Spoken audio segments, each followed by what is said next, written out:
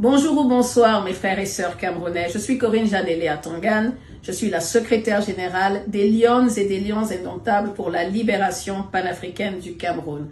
Nous sommes le dimanche 16 novembre et je reviens faire le point. Le Cameroun est en crise mes frères et sœurs, on doit se dire la vérité. Il y a un statu quo qui est dû, pas de la faute des Camerounais, mais de la faute de certaines personnes qui veulent nous diviser. Le Cameroun n'appartient pas à un clan. Le Cameroun n'appartient pas au système dictatorial de Paul Biya. Le Cameroun appartient à 30 millions de Camerounais. Ces 30 millions de Camerounais n'ont pas choisi l'homme en Gandoura pour être le futur président du Cameroun. Soyons honnêtes. Il ne sera pas le prochain président du Cameroun. Personne ne se lèvera pour ce monsieur-là. Je suis venu vous dire que nous devons être lucides, mes frères et sœurs. Faisons preuve de lucidité. L'Afrique est attaquée sur plusieurs fronts.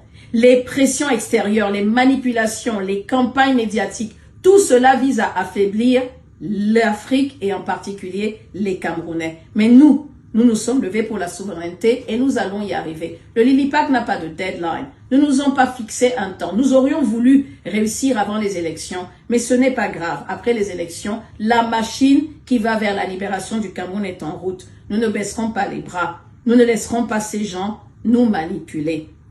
Nous sommes unis.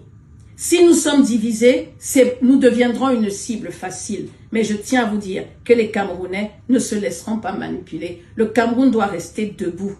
Et cela viendra de notre unité. Nous sommes un peuple du sud, à l'extrême nord, de l'ouest, à l'est, de Douala, Yaoundé ou de la diaspora au pays. Nous allons réussir cette mobilisation pacifique, panafricaine, progressiste. Nous ne devons laisser personne utiliser des manipulations. Voici le point.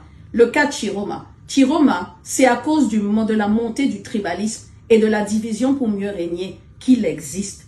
Le président s'est rendu compte que l'électorat du Nord était perdu. Pour essayer de secouer le cocotier, il a détaché 2 personnes de son gouvernement. Les plus fidèles sont Dauphin, Bello Bouba. Je vous rappelle que c'est un des premiers dauphins du Cameroun et un des plus fervents supporters, Issa Chiroma, qu'il appelait Roi Soleil. Il a envoyé les 2 dans le nord, il a pris soin de les diviser. Le Lamido de Rebubal, lui est resté fidèle.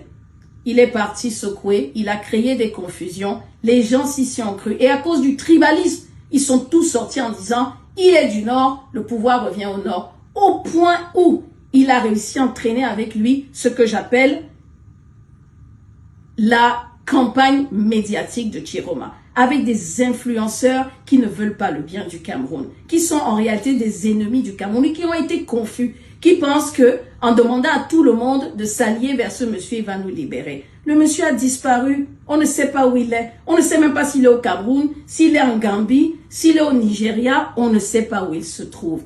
Mais mes frères et sœurs, ce monsieur ne peut pas sortir du Cameroun sans la bénédiction de Paul Biya. C'est Paul Biya qui l'a exfiltré.